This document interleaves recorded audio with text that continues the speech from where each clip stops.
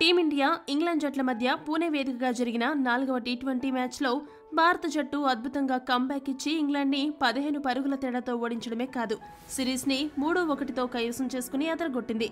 దీంతో సొంత గడ్డపై వరుసగా 17వ సిరీస్ని గెలుపొందిన జట్టుగా టీమిండియా నిలిచి చరిత్ర సృష్టించింది.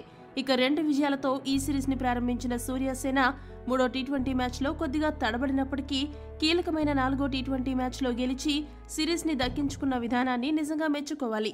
కాగా ఈ మ్యాచ్ గెలవడమే కాదు, సిరీస్ని కూడా దక్కించుకోవడంపై మ్యాచ్ అనంతరం భారత జట్టు కెప్టెన్ సూర్య మాట్లాడుతూ ఏమన్నాడంటే, ఈ మ్యాచ్ చాలా ట్విస్ట్లు, టర్న్లతో జరిగింది.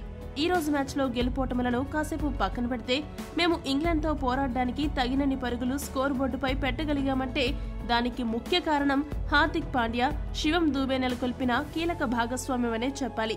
ఇద్దరూ తలో హాఫ్ సెంచరీ చేసి టీమిండియా 181 పరుగులు చేయడంలో ముఖ్యమైన పాత్ర పోషించి జట్టుకి అండగా నిలిచారు.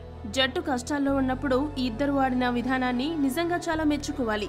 ఇక బౌలింగ్లో దూబే స్థానంలో వచ్చిన కాన్కషన్ సబ్స్టిట్యూట్ అయిన హర్షిత్ రాణా ఈ రేంజ్ లో అదరగొడతాడని అస్సలు ఊహించలేదు. అతడు తన డెబ్యూలో ఇలా అద్భుతంగా బౌలింగ్ చేసి 3 వికెట్లు సాధించి జట్టు గెలుపులో కీలక పాత్ర పోషించడం గొప్ప విషయం. అతడికి ఆ సత్తా ఉందని గంభీర్ భయ్య నమ్మాడు. దాన్ని రాణా నిరూపించుకున్నాడు.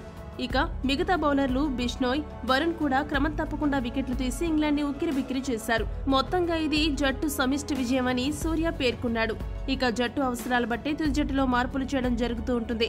ఈ క్రమంలోనే షమీని మరోసారి పక్కన పెట్టామని సూర్య ముగించాడు. ఈ వీడియో గనక మీకు నచ్చినట్లయితే లైక్, షేర్, కామెంట్ చేయండి. మరిన్ని స్పోర్ట్స్ అప్డేట్స్ కోసం మా ఛానల్ సబ్స్క్రైబ్ చేసుకోండి.